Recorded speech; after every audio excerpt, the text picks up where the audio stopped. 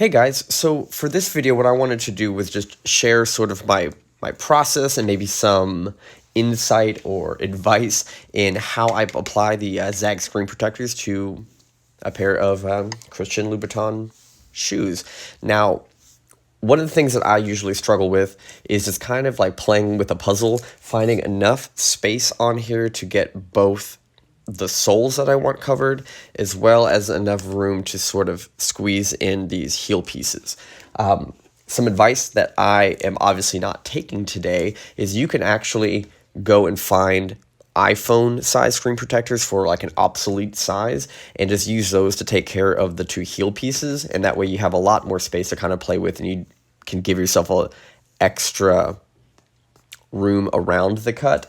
I've done this a few times now, so I feel a little more confident in how close I can get my cut and not have an issue. One of the things that you will probably experience if you try this is when you get this cut out, you've peeled it, and you're ready to do all that, that getting it lined up perfectly on here when you've only left yourself a little bit of room to work with is going to sort of be a problem, because it's going to be not quite right and be off here. You have to peel up and put back down, peel up, put back down. The more times you do that, the more frustrated you're going to get. The gel stuff starts to dry. You start panicking, and you think you're going to ruin, a very expensive pair of dress shoes. So I heavily recommend giving yourself a little more space to work with. That way it's oversized, it's way too overlapped, and then you just come back in with a pair of like little beauty scissors and just snip, snip, snip, snip, snip as carefully as you can all the way around. So that's just a huge recommendation I have. Other things to keep in mind when you look at this, it might seem self-explanatory, but the yellow versus the clear, the yellow is representing where the actual screen protector is. So if you're trying to line it up to the actual edge, you do not have that space. So that seems obvious, but just making that point out there.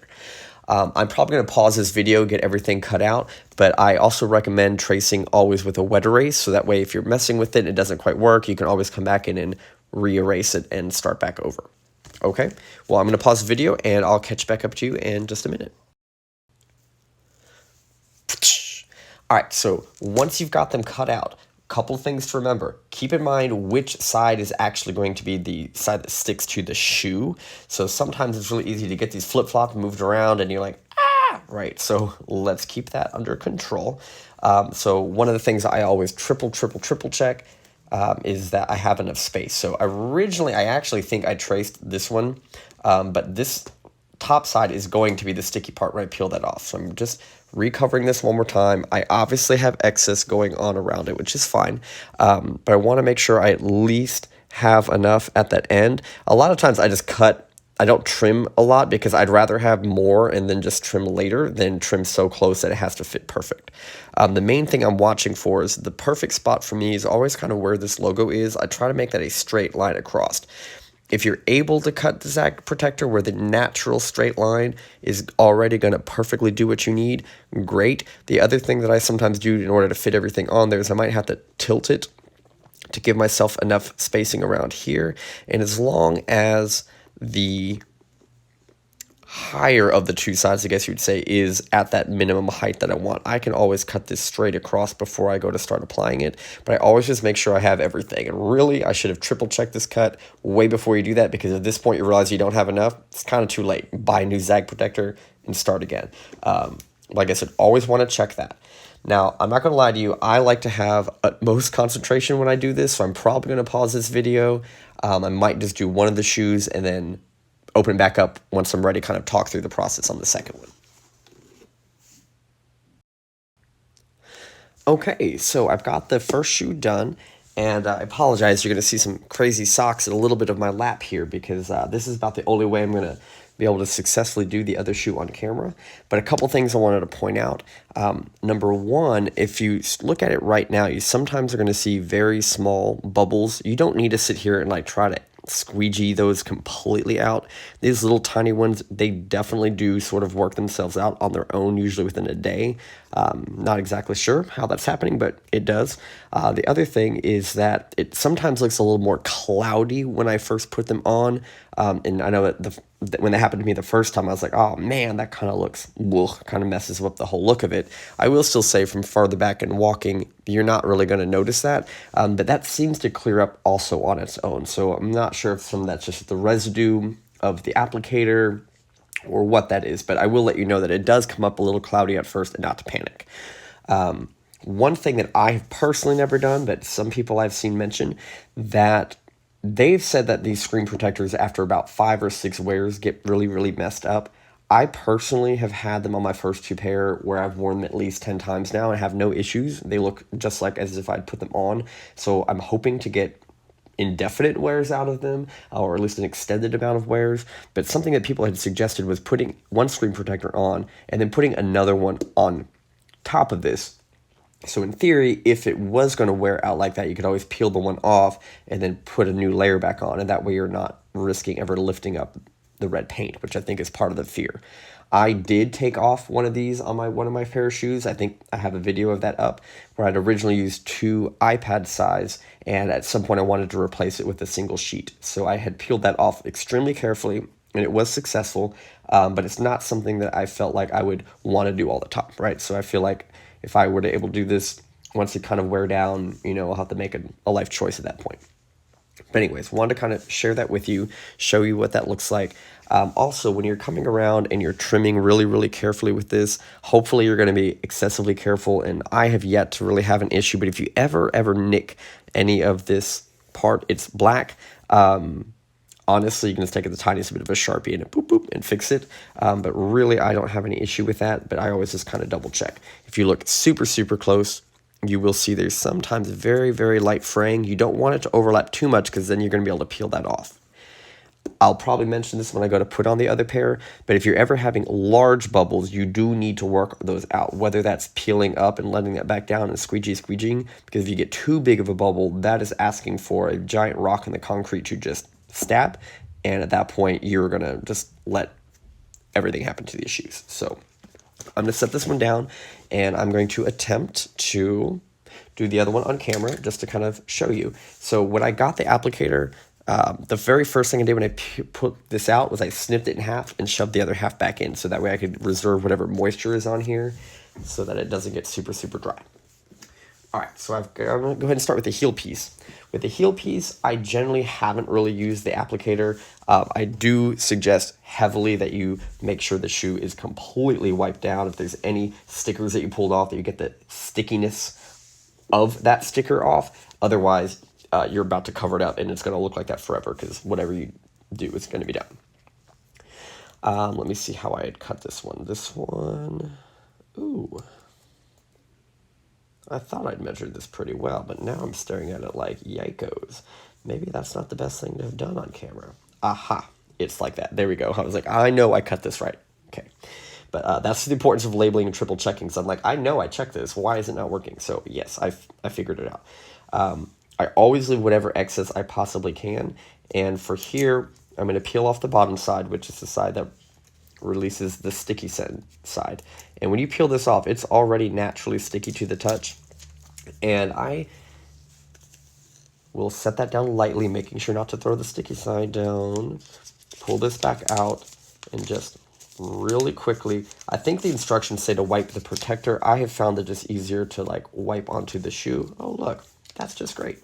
And pick that up. So we're going to line this up as carefully as I can, trying to figure out where it was. Oh, yeah, it was like this. I remember.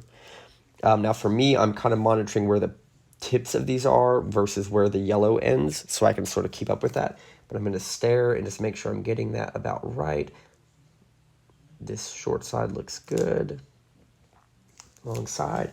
And I just push this down. This one, I usually don't have any air bubble issues just because it's so flat and such a small piece that I'm not really worried about anything. I just rub this down. If you want to take this, do that. Something to keep in mind, particularly up here, is that you are on a second layer. So sometimes you see little bubbles, and it's really just things going on between the two sheets and not actually between the main sheet and the shoe. So at a certain point, I do always peel off that top layer just so I can see what the actual shoe is doing. Just discard this, boop, and if you want to use the squeegee anywhere, this would now be the time to do that. Once I get this down as best as I can, I just come in with these little beauty scissors, and as close as I can get this, I will just come in and trim. Sometimes you can peel it up a little bit to get your first cut going, and I just sort of as carefully as I can do this, right? So this is kind of hard for me to do on camera because I'm going to want to be way more careful about this than I'm going to pay attention to whether it stayed focused on the camera or not. Okay, but I'm going to go in and do that. And it is a little bit like wrapping paper. Sometimes you can get a cut going and then just slowly slide the scissors. I just do baby cuts because I'd rather go back and cut some excess off later than do something wrong the first time. Sorry, I feel like I'm just talking to sort of say something while I'm doing this because otherwise it's just dead air while you stare at me be uncoordinated. All right. So cutting.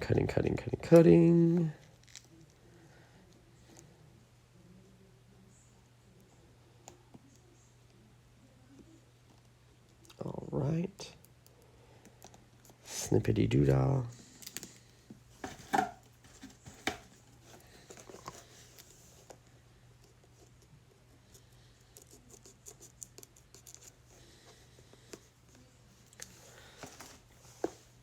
Okay.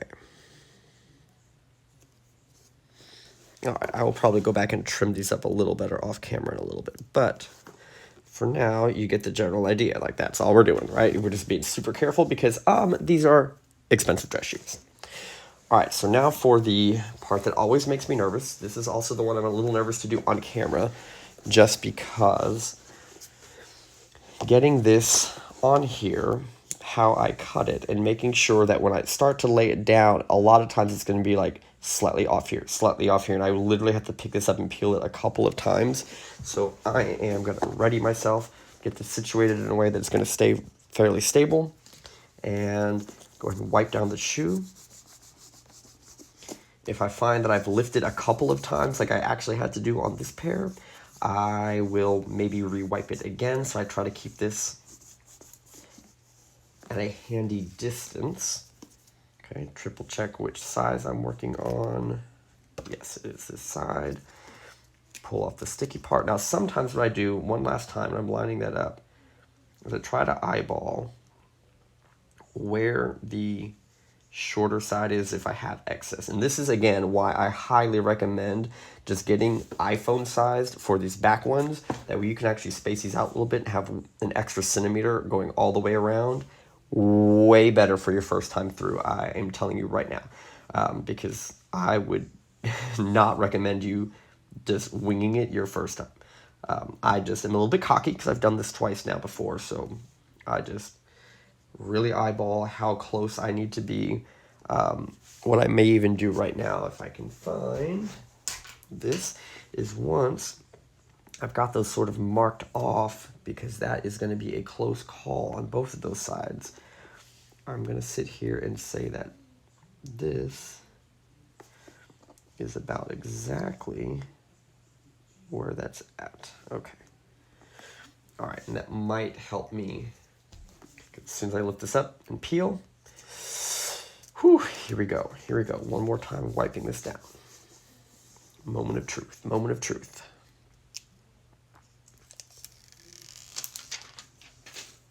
Okay. Let's see. Being super duper vigilant. I know that I had almost no extra space on this side, so I'm trying to. I wonder if I tilt this a little bit, I can actually get that on there better. Yep, that's what we're doing. Okay, that's right. In fact, now that I'm thinking about it, I remember I had tilted it a little bit more on the iPad, so it wasn't straight across, but that's okay. So again, as you get big bubbles, I try to start in the middle. Big bubbles, just peel and push them out a little bit. Little baby ones, we can usually squeegee out, no problem. I just make sure that for any reason I did not successfully fit this on here, that we pick up and put that back down, because it doesn't matter how beautiful you squeegee this, if it didn't reach across to the other side, like, forget about it. All right, so let me grab my squeegee.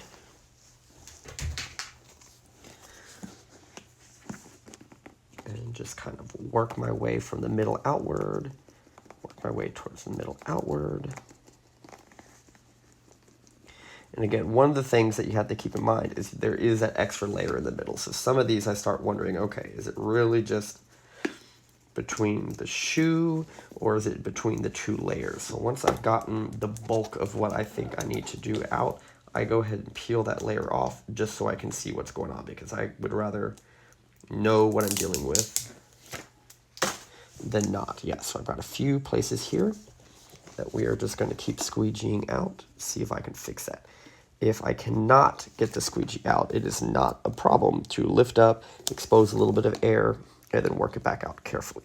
Okay, this is the time to do that.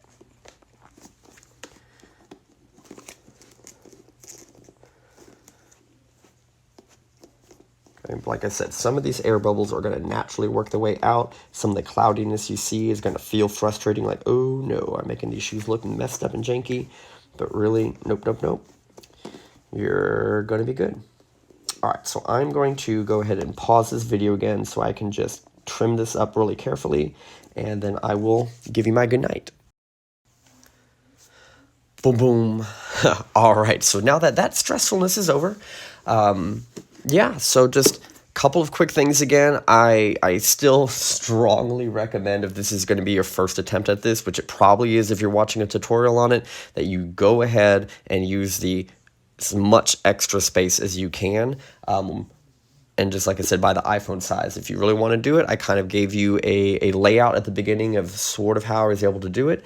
But again, use a wet erase marker to just trace, wipe, until you find something that's going to work for you.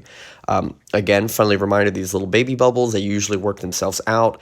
My practice is to just not wear these for at least 2 days, let them kind of do their thing. If you were going to wear them out right away, it's probably really not that big of a deal, to be honest with you. But I just liked waiting until the little bubbles kind of wore out.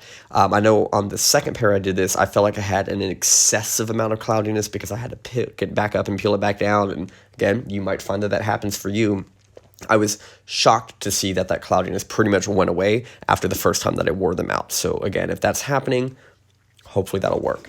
And then the only other thing I wanted to briefly say again, in case I forgot to mention it, that, oh, here's all my trash, okay? But when you look at these invisible shields, you've got to be buying the original wet apply kind, not the new fancy ones that are made out of glass, because the glass ones will just shatter the first time you step on anything. So, just want to make sure that was done. But otherwise, these are, I still have yet to wear these out yet, so they're just a beautiful dress shoe that I'm excited to wear, and hopefully within the next few days they will take their first trip to the classroom. All right, well, thank you for watching, and if you have any questions or any follow-up, if there's a detail I left out, or you just want any last-minute advice before you take the plunge, just let me know. Otherwise, have a great night, have a great day, depending when you're watching this. Have a good one.